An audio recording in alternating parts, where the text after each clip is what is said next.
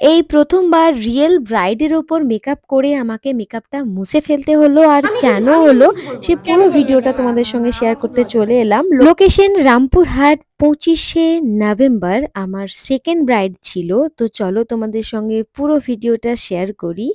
আমরা প্রথমেই কিন্তু ব্রাইডের কাছ থেকে জেনে নিই তার কেমন লুক চাই আর না চাই। আর সে কিন্তু অন ক্যামেরায় কিছু বলতে চায় না, যা বলেছিল ফোনেই বলেছিল। আর বুকিংটা ছিল প্রায় 1.5 বছর আগেকার বুকিং, আর আমি কিন্তু ভুলে গেছিলাম।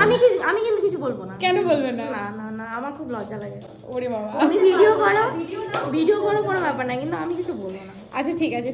আমার কাছে কোনো মেসেজও ছিল না, আর ওদের কথা মতো কিন্তু আমি স্টার্ট করে দিই। প্যাকেজিংটা কত ছিল সেটা শোনার পর আমার ব্রাইড কিন্তু খুবই মিষ্টি ছিল আর খুব লাজুকে ছিল, কারণ সে অন ক্যামেরায় কিছুই বলতে চায় না, কিন্তু তার ডিমান্ড ছিল অনেক।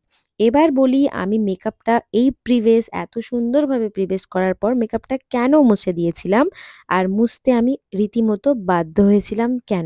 পর স্টেপ বাই স্টেপ আমি মেকআপ কিন্তু কন্টিনিউ করতে থাকি, নিউট্রালাইজার হয়ে যায়। তারপর আমি নার্সের ফাউন্ডেশন ইউজ করি, এবং ফাউন্ডেশন যখন ব্লেন্ড করছিলাম তখনই তার বৌদি বলে, ওয়াটারপ্রুফ মেকআপ করছো তো, তোমাকে কিন্তু ওয়াটারপ্রুফ মেকআপ বুকিং। তখন আমি ফাউন্ডেশন অ্যাপ্লিকেশন করতে করতে জিজ্ঞেস করি, তুমি সকাল থেকে দরদর করে ঘাম পড়েছে?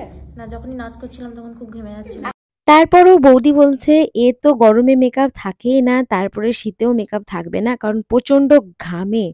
তো সেটা শুনে আমি তো থমকে দাঁড়ালাম। তারপর আবার পুরো বেসটাকে মুছে দিয়ে আবার ওয়াটারপ্রুফ টেকনিকে নতুন করে বেস স্টার্ট করলাম এবং মেকআপও স্টার্ট করলাম। হ্যাঁ, নার্সের ফাউন্ডেশন দিয়েও কিন্তু আমরা ওয়াটারপ্রুফ মেকআপ করতে পারি, শুধুমাত্র কিছু টিক্স অ্যান্ড টেকনিকের সাহায্যে। যারা যারা চাইছো নতুন নতুন মেকআপের ট্রিক অ্যান্ড টেকনিক শিখতে, তারা অবশ্যই যোগাযোগ করতে পারো, যেমন ultra HD, HD glass finish, non HD, waterproof makeup, touchproof makeup, smudgeproof makeup, এ ধরনের মেকআপ শিখতে অবশ্যই যোগাযোগ করতে পারো আমাদের সঙ্গে। আমাদের নতুন ক্লাস স্টার্ট হচ্ছে জানুয়ারি মাসে। দেখো, এত লম্বা ভিডিওতে তো আর প্যারিস ফিল্টার দেওয়া যায় না, তো নো ফিল্টার নো প্যারিস। আজকের আমার রাইডকে কেমন লাগছে তোমরা? আমার মনে হয় লং লাস্টিং মেকআপের জন্য একবার যদি আমরা ওয়াটার স্প্রে করতে পারি মেকআপের মধ্যে, পুরো বেসের মধ্যে, তাহলে মেকআপটা খুব সুন্দরভাবে স্টে করে যায়।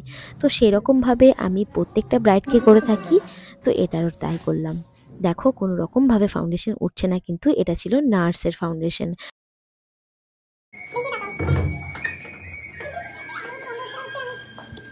কেমন ছিল বলো এই মুখের এক্সপ্রেশনটাই বাচ্চাটার।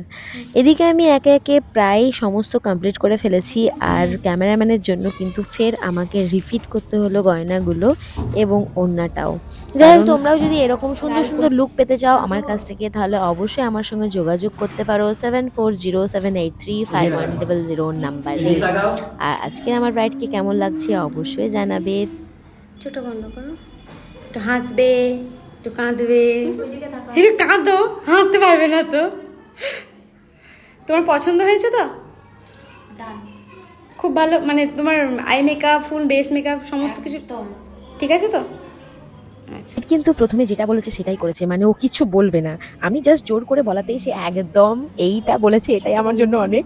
তো চলো তারপর বৌদির মেকআপটাও আমি কমপ্লিট করে ফেলি, আর বৌদির মেকআপটা কেমন হয়েছে তোমরা জানাবে। আর ওদিকে একজন আমার সঙ্গে দেখা করতে এসে আমার তো প্রশংসায় পঞ্চমুখ, আমার ভিডিও নাকি খুব ভালো হয়, আমার কাজও নাকি তার খুব ভালো লাগে।